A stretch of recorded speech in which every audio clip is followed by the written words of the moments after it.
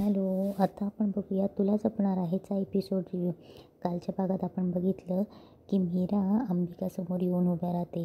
अंबिका मायाजवळच उभी असते. तेव्हा मीरा बोलते की ताई तू माझी बहीण नाही आहेस. तेव्हा सगळे शॉक होतात. तेव्हा मीरा बोलायला सुरुवात करते की ताई तू माझी बहीण नाहीस, तू माझी आई आहेस, तू माझे बाबा आहेस, तू माझं सर्वस्व आहेस. या जगात सगळ्यात जास्त कोणी माझ्या जवळचं असेल तर ती तू आहेस. तेव्हा मायाला थोडी शंका येत असते.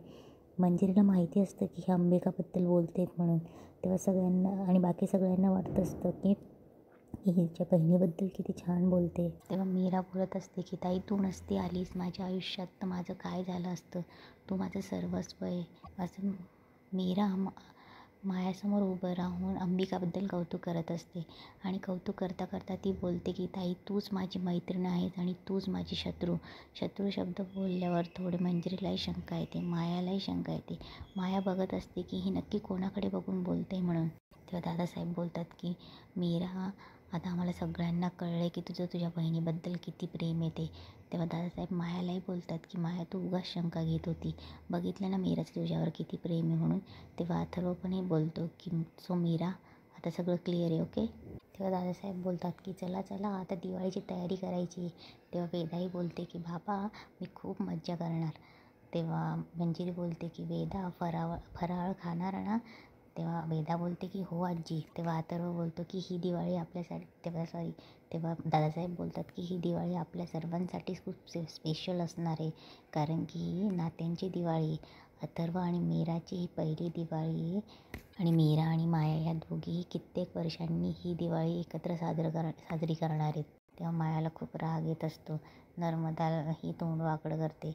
तेव्हा मीरा अंबिकाकडे बघून हसत असते. अंबिका ही डोळे पुसत असते. हे सगळं मंजिरीचं लक्ष तिकडेच असतं. तेव्हा नर्मदा बोलते की आपण ही दिवाळी ना मस्त साड्या खरेदी करून साजरी करूयात. तेव्हा ते सगळे कला मंदिरमध्ये साडी खरेदीसाठी येतात. तेव्हा माया, नर्मदा, वेदा, मीरा आणि अथर्व सगळे कला मंदिरमध्ये येतात. कला मंदिरमध्ये ते सगळे वेगवेगळ्या साड्या बघत असतात. तेव्हा अथर्व मीराला बोलतो की मीरा तू ही साडी बघून घे ना. तेव्हा मीरा साडी बघत असते. तेव्हा ती साडी ट्राय करून बघत असते. तेव्हा तिथला एक कला मंदिरमधला फेमस ग्रीन कलरची साडी मीराच्या अंगावर टाकतात. तेव्हा अथर्व मागे असतो. मीरा आरशात बघत असते. तेव्हा अथर्व तिला खुणवतो की नाही आणि वेदाही बोलते की नाही. तेव्हा मीरा बोलते की बरं दादा दुसरी साडी दाखवा ना. तेव्हा मीराला पुन्हा वॉलेट कलरची पैठणी देतात. तेव्हा मीरा तीही अंगावर टाकते. तेव्हा वेदा बोलते रंग छान आहे. तेव्हा अथर्व पुन्हा खुणवतो की नाही दुसरी बघ. हे सगळं माया बघत असते आणि मायाला खूप राग येत असतो. तेव्हा वेदा बोलते नेक्स्ट साडी. तेव्हा मीरा पुन्हा बोलते की दादा आणखी दुसरी दाखवा ना. तेव्हा ते बेबी पिंक कलर दाखवतात. तेव्हा मीरा बोलते की वेदा ही कशी आहे थांब मी तुला टाकून दाखवते. तेव्हा मीरा साडी टाकते. तेव्हा अथर्व पुन्हा तिला खुणवतो की ठीक-ठाक आहे. तेव्हा मीरा वेदाला विचारते कशी आहे. तेव्हा वेदाही खुणवते की ठीक-ठाक आहे. मायाला इकडे रागवर राग येत असतो. तेव्हा ती मनातल्या मनात बोलत असते की खुणवतायत एकमेकांना, इशारे करतायत. तेव्हा नर्मदा बघत असते त्यांच्याकडे. नर्मदाला गळ्यातल्या गळ्यात हसायला येत असतं. तेव्हा नर्मदा मुद्दामच मायाला बोलत असते की माया मी काय म्हणते तू कशाला साडी घेते, तसंही लग्न झाल्यावर साड्या घालतात ना, तुझं कुठे लग्न झालं आहे आणि असंही अथर्वचं लक्षही नाही आहे तुझ्याकडे, जे आहे ना ते दिसतंय सगळं इथे. तेव्हा मीराला आणखी दुसरी ऑरेंज कलरची साडी देतात. तेव्हा मीरा वेदाला बोलते की वेदा हा कलर किती छान आहे ना. तेव्हा वेदा बोलते हो छान आहे. तेव्हा मीरा ती साडी अंगावर टाकून बघते. तेव्हा अथर्वचं लक्ष जातं आणि अथर्वला ती साडी खूप आवडते. तेव्हा तो मागून तिला खुणवतो की छान आहे म्हणून. तेव्हा मीराला पण भारी वाटतं. मीरा वेदाला विचारते की कशी आहे साडी.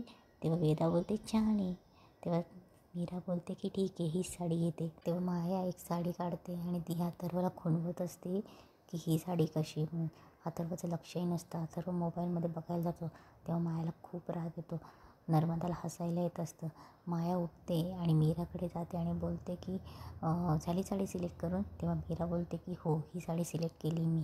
तेव्हा माया बोलते मी पण अशीच साडी शोधत होती, हीच साडी हवी मला. तेव्हा वेदा बोलते की यू आर टू लेट मावशी, तू दुसरं बघ काहीतरी. तेव्हा मीराला हसायला येतं. तेव्हा माया बोलते की ठीक आहे मी बघते दुसरं काहीतरी. तेव्हा मीरा बोलते की नाही ताई तसंही तू दिवाळीसाठी ऑनलाईन ड्रेस ऑर्डर करणार होतीस ना, तर केले असशीलच ना. तेव्हा माया बोलते की ठीक आहे झालं आहे माझं, निघूयात आज आपण. हे बघून नर्मदाला हसायला येत असतं. तेव्हा मीरा वेदाला बोलते की वेदा ही साडी घेऊ ना. तेव्हा वेदा बोलते हो आई. तेव्हा मीरा अथर्वकडे जाते आणि बोलते वेदाचे बाबा ही साडी फिक्स केली मी, कशी आहे. तेव्हा अथर्व बोलतो छान आहे, चॉईस छान आहे तुझी. तेव्हा मीरा बोलते आता दर महिन्याला एक साडी फिक्स माझी. तेव्हा अथर्व हसतो आणि बोलतो ठीक आहे. तेव्हा नर्मदा बोलते माझ्या 6 साड्या आहेत हां. तेव्हा अथर्व बोलतो की हां यांच्या 6 साड्या. राजेश हे सगळ्या साड्या पॅक कर. दुसऱ्या दिवशी सगळे दिवाळीच्या फराळाची तयारी करत असतात. तेव्हा नर्मदा बोलते बहिणी लिस्टप्रमाणे सगळं आले, हा सगळा फराळ आपल्याला आत्ता बनवायचा आहे. तेव्हा मंजिरी बोलते की हो रात्री होऊन जाईल. तेव्हा नर्मदा बोलते रात्रीत आणि सगळा. तेव्हा मंजिरी हसते आणि बोलते की अगं नर्मदा मी मजाक केला, काळजी नको करू, मी 4 बाया बोलवल्या आहेत. तेव्हा मीरा बोलते की आईसाहेब बाहेरच्या बायांना बोलवण्यापेक्षा घरातच करूयात ना आपण. शेवटी घरचं ते घरचं असतं ना. म्हणजे त्या बायकांच्या हाताला असेलही चव, पण घरचं ती घरचं. तेव्हा मंजिरी बोलते की नाही गं त्यांच्या हाताला पण चव आहे. तेव्हा त्या सवय त्यांना. तेव्हा मीरा बोलते की सवय असणं आणि प्रेमाने करणं यात फरक आहे ना. तेव्हा नर्मदा बोलते की मीरा इतक्या वर्षापासून त्या बायका येत आहेत, चव आहे त्यांच्या हाताला. तेव्हा अंबिका हसते आणि बोलते किती खोटं बोलत आहेत नर्मदा आत्या. मीरा मी असेपर्यंत एकही बाई येत नव्हती फराळ बनवायला. हे सगळं मंजिरी ऐकत असते. तेव्हा मीराला आणि अंबिकाला हसायला येतं. तेव्हा अंबिका बोलते हां तसंही मायासारखी बाई आहेच की आपल्याकडे, ती करेल फराळाला मदत. तेव्हा मंजिरी हे सगळं ऐकत असते. ती मायाकडे ती बघते. तेव्हा मीरा बोलते आईसाहेब दरवर्षी येत असतील बायका, पण यावर्षी नका बोलवू, आम्ही करून घेऊ. आणि नर्मदा आत्या तुम्हाला त्रास होत असेल तर तुम्ही आराम करा. तेव्हा नर्मदा बोलते की बाई माझ्या त्राससाठी नाही बोलली हं मी. तेव्हा लगेच माया बोलते की हो आत्याला येतो सगळा फराळ. तेव्हा मीरा बोलते मायाताई आत्यांना आवडत असेल फराळ बनवायला, पण यावर्षी त्यांना आराम करू देत, आपण करूयात ना फराळ.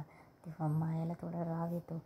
मी सुनीता आणि तो करूयात आपण, चालेल ना. तेव्हा माया जीवावर बोलते हसत हो चालेल ना. तेवढ्यात दादासाहेब किचनमध्ये येतात आणि बोलतात की अरे मला वाटलं फराळ तयार झाला असेल, तुम्ही तर गप्पाच मारत बसले आहेत. तेव्हा दादासाहेब बोलतात की मीरा यावर्षी तुमची पहिली दिवाळी, तुझ्या बाबांनाही बोलून घे. तेवढंच दोघी मुलींसोबत 2-4 दिवस राहतील, बरं वाटेल त्यांना. तेव्हा मंजिरीला या गोष्टीचं खूप टेन्शन येतं. मायाला पण आवडत नसतं. नर्मदाही तोंड वाकडं करते. तेव्हा अंबिका मीराला खुणवते की चालेल. तेवढ्यात मंजिरीला मदनचा फोन येतो. मंजिरी पटकन फोन घेते हातात. तेव्हा मंजिरी मनात बोलते मदनचा फोन नक्कीच शिवणात काहीतरी असेल. तेव्हा ती सगळ्यांना बोलते मी आलीच आणि पटकन मंजिरी निघून जाते. इकडे दादासाहेब मीराला बोलतात की काय गं मीरा बोलवशील ना बाबांना. तेव्हा अंबिका पुन्हा तिला हसते आणि तिला हो म्हणून सांगते. तेव्हा मीराही मान डोलवते की हो. इकडे मंजिरी मदनचा फोन उचलते आणि बोलते की बोल. तेव्हा मंजिरी बोलते मदन काम झालं. तेव्हा मदन बोलतो की मॅडम तुम्ही सांगितल्याप्रमाणे मी 2 दिवसापासून इथे स्मशानात बसून आहे. इथे तुम्ही सांगितलेला तो वेडसर माणूस अजूनही दिसला नाही. तेव्हा मंजिरी बोलते की मदन तू नीट बघितला नसेल, नीट शोध तिथे. तेव्हा मदन बोलतो की मॅडम इथे तो माणूसच काय, इथे 2 दिवसापासून कोणाचं मयतही आलेलं नाही आहे. तेव्हा तो बोलतो मॅडम जाऊ दे सोडून द्या, मी येतो परत. तेव्हा मंजिरी बोलते स्वतःचं डोकं चालवू नकोस, तुला यायला सांगितलं मी. तेव्हा मदन बोलतो सॉरी नाही येत. तेव्हा मंजिरी बोलते मदन 2 दिवस काय अगदी महिनाभर तिथे थांबावं लागलं तरी चालेल, पण त्या शिवनाथला मारल्याशिवाय यायचं नाही. तू जर का त्याला जिवंत सोडलंस तर ती मीरा त्याला या घरात घेऊन येईल. आणि तेव्हा मंजिरी थोडी थांबते आणि बोलते सांगितलं तेवढंच कर. काम अपूर्ण ठेवून जर तू परत आलास तर त्या स्मशानात तुलाच जिवंत जाळीन. तेव्हा मदन हसतो आणि बोलतो मला जाळून काय करणार मॅडम, चालेल तुम्ही सांगितलं तसंच करेल. तेव्हा मंजिरी बोलते जा आता नीट लक्ष ठेव आणि तिथेच आजचा एपिसोड संपतो.